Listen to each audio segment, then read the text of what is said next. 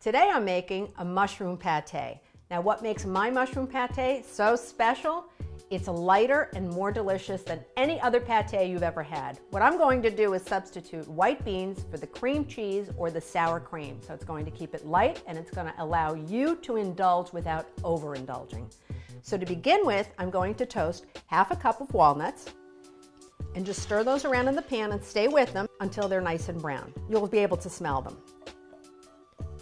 Now we'll take those out and set them aside. Next I'm going to chop pretty finely 1 medium white or yellow onion. Now in the same skillet that I toasted my nuts, I'm going to add 1 tablespoon of olive oil. Just let that warm up a little and add the onion. Now stir that around just until they're nice and glazed and a little soft. That should take about 4 to 5 minutes. While my onions are cooking on low, I'm going to chop up 2 cloves of garlic. And you don't have to get those too fine because we're going to put all of this in a food processor. So chop those up and set that aside. And I'm going to use about 3 tablespoons, so it's going to be kind of a palm full of fresh herbs. I'm going to use parsley and marjoram. I'm going to chop those up fairly fine and set that aside too. Okay, my onions are done. They're nice and clear.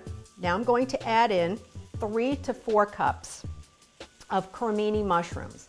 And I like to use cremini mushrooms instead of white button mushrooms because these have just way more flavor. You can even throw in a few reconstituted porcini if you have them, but cremini for sure, or baby bellas they're called sometimes.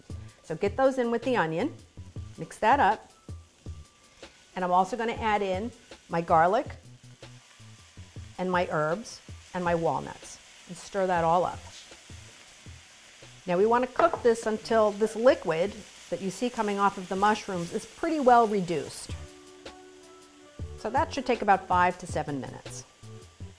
Now I'm going to season with a little bit of kosher salt and some fresh ground black pepper. This smells absolutely delicious. My mushroom mixture is finished. I'm going to put that into a food processor bowl.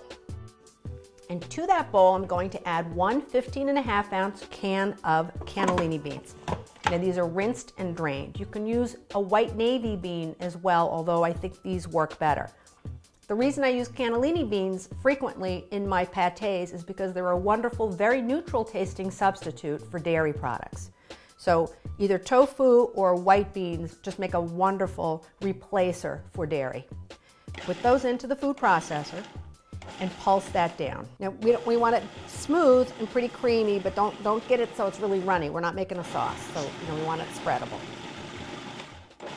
Okay, that's done.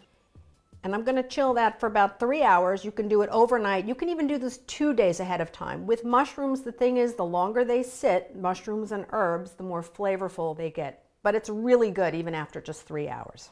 Right before I serve my pate, what I like to do, and this is an option, but I always have some on hand, is I like to drizzle just a tiny bit of white truffle oil on top.